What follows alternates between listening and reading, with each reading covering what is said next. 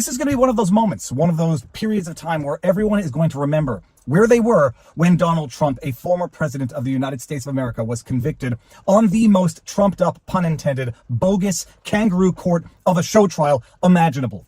Guilty on all 34 counts of that felony indictment for falsifying business records to allegedly interfere with the election, to cover up an alleged affair that he had with a porn star in 2006 that only resurfaced in 2016 prior to the election. The payment was effected after he became president, which raises questions of presidential immunity, which I'll get to in a second. Biggest show trial you could imagine. The two star witnesses, a lying porn star who lied about lying and then lied about why she lied about lying, and a convicted perjurer who admitted to more crimes on the stand than Trump has ever committed in his entire life. Literally admitted to crimes on the stand. Larceny, theft, structuring an illegal scheme because when he took out the tens of thousands of dollars from the bank in cash so that he stole 30,000 from that, he took it out in increments so the bank wouldn't know, that they wouldn't exceed the daily limits of cash withdrawals. Money that he took out as part of this alleged scheme from which he stole $30,000. That's Michael Cohen. The two star witnesses are perjurers, liars, and one of which is an admitted criminal, thief, etc. Yeah, the jury, after 2 days of deliberation, came down on Trump and found him guilty of all 34 charges. It's a joke. I'm not angry. It's not cope. And by the way, I hate that frickin' term when people say, cope harder. Idiots. You don't understand the hell that you're ushering. I'm not coping. I'm not crying. I'm not even angry. I'm disappointed. I'm disappointed in mankind. I'm disappointed in people who should be a little bit smarter, who should be a little bit more moral, more ethical. And they frame their literal evil. They frame their evil as ethics. Oh, no one's above the law. Horse crap. Donald Trump has been in business for 40 some odd years. No charges, no accusations of racism until 2016. No accusations of sexual misconduct. I mean, the guy probably sleeps around. This is kind of in the realm of the world in which they live. Not my world. Married multiple times, whatever. But no charges of impropriety, sexual impropriety. No charges of racism. No charges, accusations of sexual assault. No criminal charges. A man who's been audited by the IRS more times than many of us will even get to, I don't know, eat breakfast. That's a bad analogy. A man who has been more thoroughly investigated in the course of his business dealings and only becomes an enemy of the existential threat to the deep state when he decides to run against the Democrats. Only then does he become racist. Does he then become a criminal, a sexual deviant, which is ironic because if we want to talk about sexual deviancy, we probably see a whole hell of a lot more of that on the capital D Democrat side, in the capital D Democrat Hollywood scene than we see anywhere else. And I can give you names: Weinstein, Weiner, Epstein. I mean, geez Louise. Yeah, the accusations of everything against Trump, I still say are true of the people making the accusations. But the bottom line, we just had, what was it, a 5-week trial? The most outrageous, devoid of any fact trial. We called it a kangaroo court, a show trial, because that's how it was designed by the corrupt Judge Marchand.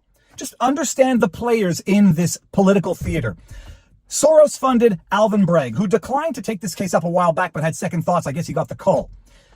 Judge Marchand, totally judicially corrupt beyond words. His daughter making money off this very prosecution because she works a PR firm, Authentic Media, whatever the hell it's called. And who are her clients?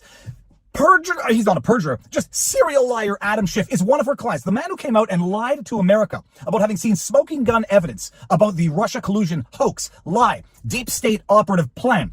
Came out and said, I saw smoking gun evidence, lied. He lied knowing that no one could rebut that lie without violating the confidentiality of those commission hearings. Liar.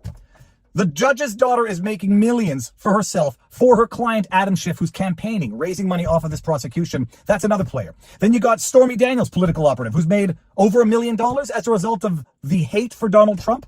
She's made over $1 million, and when they're going after Trump for fraudulent business records to conceal payment, it looks like it might be Stormy Daniels who's done that very same thing, according to Michael Avenatti, who's given prison interviews and tweets.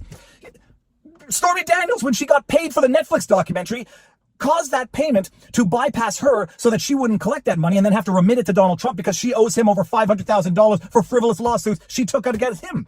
So she's concealing money. No crime there. No accusations there. Michael Cohen admitted to theft. Now, it's been time barred, admittedly, as this misdemeanor charge would have been had they not bumped it up to a bogus felony. Michael Cohen lies on the stand, admits to lying, admits to having committed perjury, commits perjury on the stand, admits to being a liar on the stand, and admits to being a thief on the stand. He comes up there. It was his testimony that was linchpin to this case, that Donald Trump instructed him to structure the payment to Stormy Daniels to conceal it as a retainer payment to Michael Cohen. It was his testimony that that's exactly what it was, based on an 86-second phone call that he placed to Secret Service to complain about a 14-year-old pranking him. And then he said, oh yeah, put me through to Donald Trump. Oh yeah, we're going to structure this payment to Stormy Daniels. That was his testimony. That's how you get around the payment to make it Trump directing Cohen to have done it, because Cohen did it. Cohen made the payments, but says Trump directed me to do it. That's how he gets the 34 felony charge indictment. He's a liar. He's a thief. Admitted to larceny, and the jury, after 2 days of deliberation, said, yeah, we trust his testimony, guilty on all counts. Now, the media is out there running around like a bunch of idiots. Guilty on 34. They were literally on MSNBC. They had like a little scorecard. Bing, 1, bing, 2. Once he was found guilty, or once the jury was going to find him guilty on one charge, they were going to find him guilty on all 34, because all 34 charges are iterations, basically, of the same charge. Writing the check, entering it in the ledgers, writing it in the books. So month over month over month, it was 4 felonies because they wrote the check. He signed the ledgers. He entered it in the books like that. So once they found him guilty on one, they were going to find him guilty on all 34, but they did it. They went ahead and they did it, and you get the MSNBC literally with their checkbox, bing, bing, bing, bing, and these idiot morons on Twitter saying guilty, guilty, guilty 34 times. Very creative. I mean, first of all, I predicted this, and I'm unhappy that I'm right, although I actually am more right pretty often. I do pretty good. I'm wrong in first instance sometimes, but then I get vindicated on appeal, as I'm still waiting for on the disqualification of Fani Willis.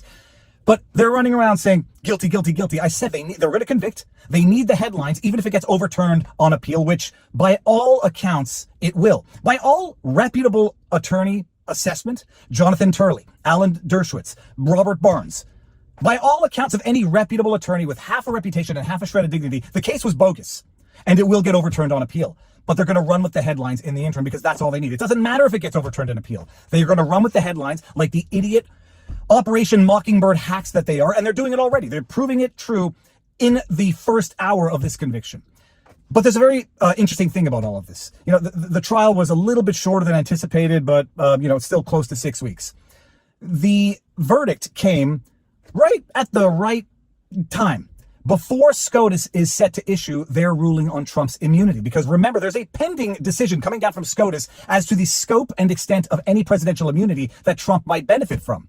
And this could include some of the issues in the case in New York, because those payments went through, allegedly, well, the alleged covering up payments went through when Trump was president. So there is a question, depending on the scope of the immunity decision to come down from SCOTUS, as to whether or not it has an impact on the New York decision, whether or not it overturns the New York conviction.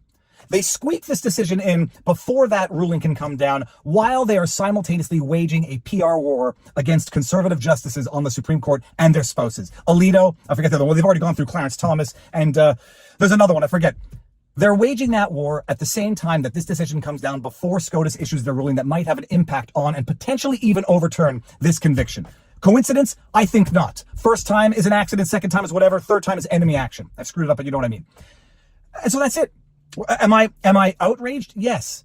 Do I think this is going to help Trump? Absolutely. Do I think that they might use this conviction also to stage something of a false flag, get someone to act out some sort of violence against some prominent Democrat politicians as reprisals so they can try to fabricate another Fedsurrection, another January 6th? You're damn right I'm afraid of that. I'm more afraid of that than I'm afraid of actual capital P patriots, capital C conservatives doing something stupid, because this only helps Trump. It only helps Trump, and they know it. And the other major concern is they've crossed one Rubicon after another. And this seems to be the second to last Rubicon that they are willing to cross in order to preserve power, even if it means burning down the entire institution and reigning over the ashes. How far are they going to go? I thought they were going to go as far as they went with trying to get Trump off the ballot, indicting him, trying to lock him up. What's the next Rubicon? Because there's only 1 or 2 more left, and they ain't good. And it doesn't look like this corrupt war machine of a Democrat deep state uni party to some extent is going to stop. Am I angry? No. I'm disappointed. Am I shocked? No. I am just unpleasantly surprised that I was right in the prediction, that they actually had the audacity to do it. I tweeted this out after the Engoron ruling.